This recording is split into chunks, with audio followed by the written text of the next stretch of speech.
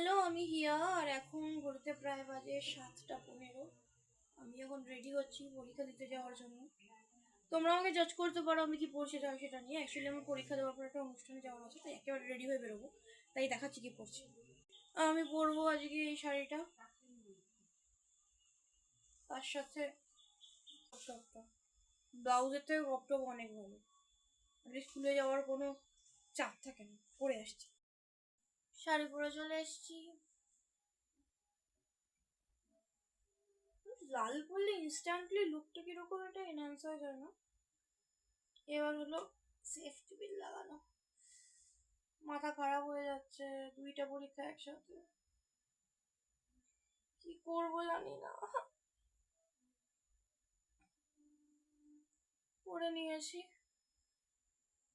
এবার চুলটাকে খুলে দেবো, না বিনুনি করবো। চুলটাকে খুলেই দিই, না বিনুনি, না বিনুনি করবো না। ট্রেনে উঠবো, মাথায় যদি উকুন হয়ে যায় তখন চাও হয়ে যাবে। আমার হেভি ভয় লাগে এইসব জিনিসপত্রে। এবার একটু ভুরুটা ঠিক করে নিই। পরীক্ষা দিতে যাচ্ছি, কিন্তু ইভেন্টে যেহেতু যেতে হবে আর বাড়ি আসার সময় নেই, সো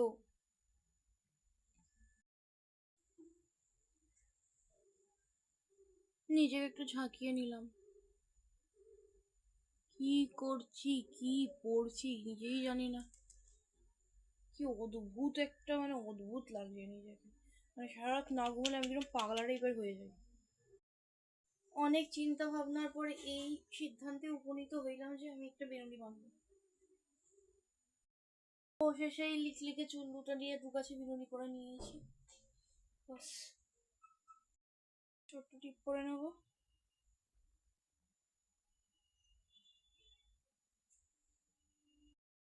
আমি এই দুলটা পরছি, এখন পরে যাব না, কারণ নাহলে আমার নিজের লোকে তো হাসবেই, এবার আমার নিজেকেও কিরকম অদ্ভুত লাগবে। বাট পুরো লুকটা ক্লিয়ার করি।